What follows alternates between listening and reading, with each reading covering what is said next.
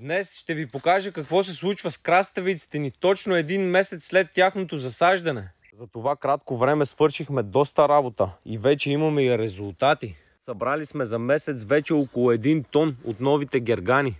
Растенията ни стигнаха по над 2 метра, което показва, че се развиват просто перфектно. Една от най-важните стъпки, които направихме тези дни, беше премахването на долните листа. Това има няколко големи ползи, като едната от тях е, че освобождава място отдолу, за да може въздухът да циркулира, което води до по-малък риск от болести. Сега растенията са в най-силната си фаза. Буквално отдолу берем, отгоре връзва нови краставички, отделно растат постоянно. Сега най-важното за нас е да остане поне още един месец по-топло, за да може да се развият на максимум. Но има и други предизвикателства, защото сега през нощта падат температурите до 15 градуса, а през деня скачат до 35, което прави идеални условия за развитието на брашнеста мана и други болести.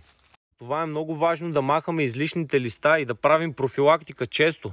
И сега най-важното, тъй като сме вече в режим на плододаване, започваме да третираме само с биопродукти. И ако искаш да ти направя наръчник за защита и торене на своите краставици, по-добре ме последвай и запази това видео.